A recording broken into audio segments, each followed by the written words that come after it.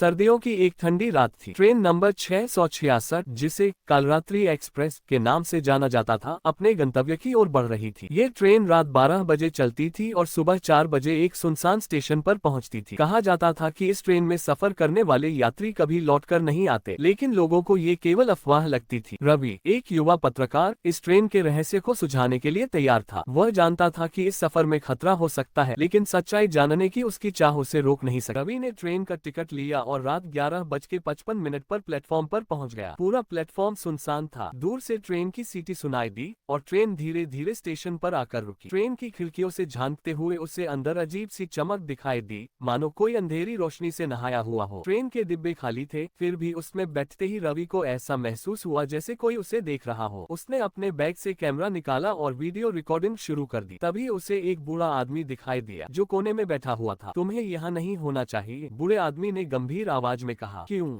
रवि ने पूछा। ये ट्रेन तुम्हें ले जाएगी, लेकिन वापस नहीं छोड़ेगी। रवि ने इसे एक डराने की कोशिश समझा और उसे अनदेखा कर दिया। ट्रेन चल पड़ी। जैसे ही ट्रेन ने रफ्तार पकड़ी, रवि को अजीब अजीब आवाजें सुनाई देने लगी, कभी किसी के रोने की, कभी किसी के हंसने की। उसने खिड़की से बाहर झांका तो देखा कि ट्रेन के बाहर केवल अंधेरा था, जैसे रात ने पूरी दुनिया को निगल लिया हो। अचानक एक लड़की की चीख ने रवि को चौंका दिया। वह आवाज डिब्बे के अगले हिस्से से आ रही थी। वह अपनी सीट से उठकर वहां गया और देखा कि एक लड़की सफेद साड़ी में खून से लथपथ खड़ी थी। कौन हो तुम? रवि ने कांपती आवाज में पूछा। लड़की ने उसकी ओर देखा और कहा, यहाँ से भाग जाओ, वरना तुम भी मेरी तरह फंस जाओगे। रवि ने जब तक कुछ और पूछा, लड़की गायब हो चुकी थी। अब तक रवि को महसूस हो चुका था कि यह सफर सामान्य नहीं है। ट्रेन के अगले डिब्बे में रवि ने कदम रखा। वहाँ उसे कई लोग बैठे दिखाई दिए, लेकिन उनका चेहरा अजीब था, पीला और बेजान। उनमें से एक महिला ने रवि को देखकर कहा, तुम भी हमारे जैसे बनने आए हो। रवि ने उनसे बातचीत करने की कोशिश की, लेकिन हर जवाब और भी डरावना था। उसने कैमरा ऑन कर दिया और सब रिकॉर्ड करने लगा। तभी ट्रेन अचानक झटके से रुक गई। डिब्बे की सारी लाइटें बंद हो गईं। अंधेरे में रवि को किसी के भारी कदमों की आवाज सुनाई दी। यह आवाज उसकी ओर बढ़ रही थी। वह डरा, लेकिन कैमरा बंद नहीं किया। अचानक एक लंबा और डरावना आदमी सामने आ गया। उसकी आंखें लाल थीं और चेहरे पर खून के धब्बे। तुमने हमारी दुनिया में कदम रखा है, अब तुम वापस नहीं जा सकते, उसने गूंजती हुई आवाज में कहा। रवि ने हिम्मत जुटाकर पूछा, तुम कौन हो? ये ट्रेन कौन सी दुनिया में जा रही है? ये कालरात्रि की ट्रेन है। यह उन लोगों को ले जाती है जो जीवन और मृत्यु के बीच फंसे होते हैं। तुमने यहाँ आकर गलती की है। रवि का दिल तेजी से धड़कने लगा। उसने ट्रेन से निकलने का रास्ता ढूंढने की कोशिश की, लेकिन सारे दरवाजे बंद थे। अचानक रवि को एक बूढ़ा साधु दिखाई दिया। वह साधु ट्रेन के बीचों बीच खड़ा होकर कुछ मंत्र पढ़ रहा था। ट्रेन के भीतर का अंधेरा और डरावनी ऊर्जा कम होने लगी। साधु ने रवि से कहा, अगर तुम यहाँ से बचना चाहते हो तो मुझे मदद करनी होगी। हमें इस ट्रेन को रोकना होगा। साधु ने रवि को बताया कि इस ट्रेन को चलाने वाली आत्मा एक प्राचीन शाप का परिणाम है। अगर उस आत्मा को मुक्त किया जाए तो ट्रेन हमेशा के लिए रुक सकती है। रवि ने साधु के निर्देशों का पालन किया। उन्होंने मिलकर ट्रेन के इंजन तक पहुंचने की कोशिश की। रास्ते में भूतिया यात्रियों ने उन्हें रोकने की कोशिश की, लेकिन साधु के मंत्रों ने उन्हें दूर रखा। इंजन में पहुंचकर उन्होंने एक विशेष यंत्र निकाला जो उस आत्मा को मुक्त कर सकता था। जैसे ही साधु ने मंत्र पढ़ा, ट्रेन जोर से हिलने लगी। यात्रियों की आत्माएं चीखने लगी, लेकिन कुछ ही पलों में सब शांत हो गया। ट्रेन रुक गई। रवि ने जब बाहर देखा तो वह फिर उसी स्टेशन पर था जहां से उसने सफर शुरू किया था। साधु गायब हो चुका था, लेकिन उसकी किताब और यंत्र रवि के पास थे। रवि ने अपने कैमरे की रिकॉर्डिंग चेक की। उसमें सब कुछ कैद था, भूतिया यात्रियों से लेकर पिशाच तक। उसने चैनल पर इसे अपलोड किया और यह वीडियो वायरल हो गया। लेकिन रवि के मन में एक सवाल हमेशा के लिए रह गया, क्या वो साधु सच में वहाँ था, या ये भी एक रहस्यमयी घटना थी? ट्रेन नंबर 666 का रहस्य आज भी लोगों को रोमांचित करता है। क्या आप उस ट्रेन में सफर करना चाहेंगे? वीडियो अच्छा लगा हो तो चैनल को लाइक, शेयर, कमेंट जरूर करें और सब्सक्राइब जरूर करें।